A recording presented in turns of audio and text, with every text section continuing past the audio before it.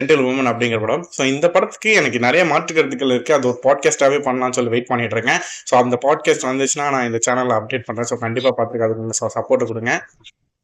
So gentle woman அப்படிங்கிறது எதுக்கு இந்த படத்துக்கு ஜென்டில் உமன் பேர் வச்சாங்கன்றதே எனக்கு ஒரு பெரிய மாட்டுக்கட்டு இருக்கு. பட் அதுக்கான கருத்துக்கள் இருக்கு. அது பாட்காஸ்ட்ல இன்னும் டீப்பா டிஸ்கஸ் பண்ணுவோம்.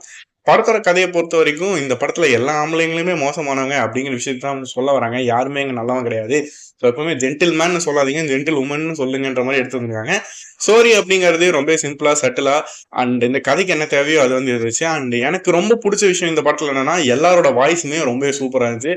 ஸோ அந்த விஷயம் யூனிக்கா இருந்துச்சு. பட் இந்த படத்துல என்ன ஒரு மிஸ்டேக்கா நான் பாக்குறேன், இல்ல என்ன ஒரு விஷயம் லேகா நான் பாக்குறேன் அப்படின்னா, படத்துல சீன் சீக்வன்ஸ் அந்த டைலாக்ஸை தாண்டி இவங்க வந்து அந்த ஆக்ஷன் பண்ணுவாங்க இல்லையா, நடந்து வரதா இருக்கட்டும், சொம்பு எடுத்து வைக்கிறதா இருக்கட்டும், தண்ணி எடுத்து குடிக்கிறதா இருக்கட்டும், இந்த மாதிரியான சீன் சீக்வன்சஸ் வந்து ரொம்பவே எக்ஸ்டெண்டா லென்த் பண்ணி வச்சிருக்காங்க.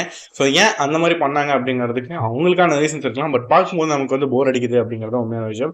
ஏன்னா கிட்டத்தட்ட 1 hour 50 minutes படத்துல 1 hour இந்த ஆக்ஷன்ஸ் மட்டுமே பண்ணிட்டு இருக்கிறதுங்கிறது எந்த விதத்தில் நியாயம்னு எனக்கு தெரியல. ஸோ டைம் தான் செக் பண்ணி பாருங்க. ஜென்டில் உமன் ஆல்ரெடி பார்த்துருந்தீங்க அப்படின்னா உங்களோட கருத்துக்களை கமெண்ட் செக்ஷன்ல மென்ஷன் பண்ணுங்க.